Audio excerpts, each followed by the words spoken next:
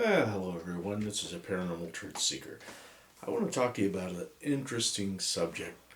Now, before I get started, please like and subscribe so I'll continue bringing these videos. And if you've got an idea on a video you'd like me to do, let me know. Okay, so let's just jump right into it. What we're going to talk about is vampires. That's right. So let's do a little history here. We're going to talk about the case of Croglin Grange. Now, this was written about in about 1880 or so.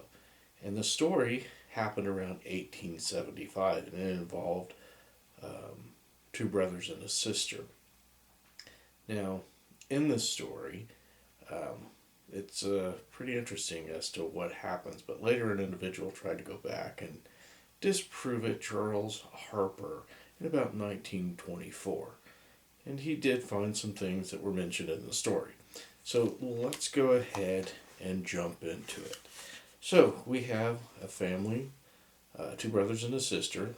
The sister was Amelia, the brother was Edward, and the other brother Michael.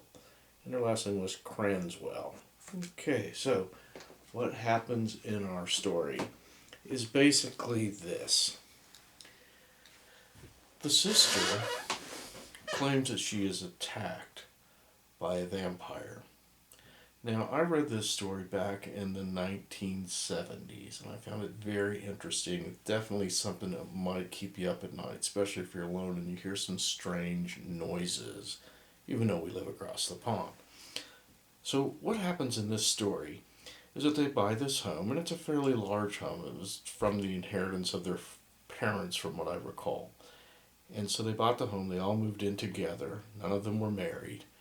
And the sister um, was kind of spooked out a little bit, and the reason that she was spooked out was because there was a cemetery not far away, and there was a statue something left from part of the church that fell down, I guess, at one point. It looked almost like a foreboding type finger sticking straight up, and kind of creeped her out a little bit. Her brothers would tell her little stories, and it would even creep her out more. So maybe this is embellished, maybe it's not. However, where it gets very interesting is one night, as she was looking out on a full moon lit evening, she saw a figure in the graveyard making its way toward their home.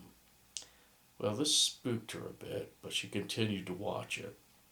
As the figure drew closer, she noticed that it had glowing eyes.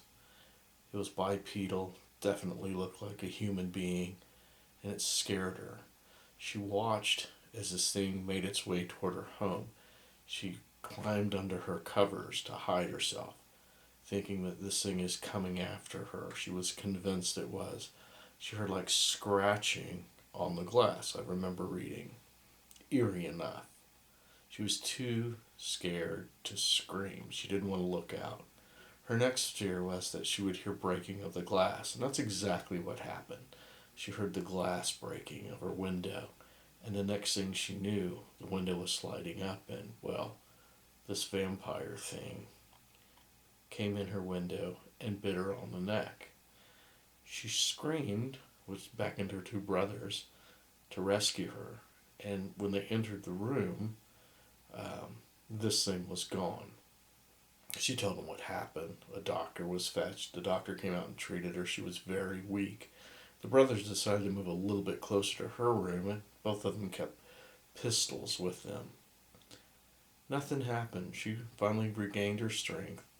Over a period of time, well, this thing came back for seconds. Well, about the same thing happened. She saw the thing. She feared. She screamed. Her brothers come running. They opened the window, saw this horrid monster. They described its face as looking like that of a walnut, wrinkly and glowing eyes. They began to shoot at it, and one of them hit it in the leg, and it ran back to the cemetery. The next morning, the brothers went to town, gathered some of the men folks. They searched the cemetery, they found where they believed it was, and opened the casket, and there it was. So they dismembered and burnt it, as I recall. And that was the end of the story. Some people will tell you that's an absolute true story. Maybe there's some evidence that supports it, maybe it's just made up. But in any case, it's a very interesting story. There's all kinds of vampire stories from here in the United States into Europe where people claim things that had came after them from the grave. Some of these bodies have been dug up and found to be well preserved. So what's the truth? Will we know? Will we ever know? Do people have these experiences? Absolutely they do. Is it their imagination or is it something real? I'll leave that up to you to do a little digging and discover on your own. My mind is this. Well, anything's possible till proven differently. I hope you enjoyed this story. You can find more like it on the internet and other places, or books. A lot of my sources I find through books. I'll come back to you at some other time with another story about maybe werewolves. Thank you, and I hope you enjoyed this video. Please like and subscribe. This is a Paranormal Truth Seeker.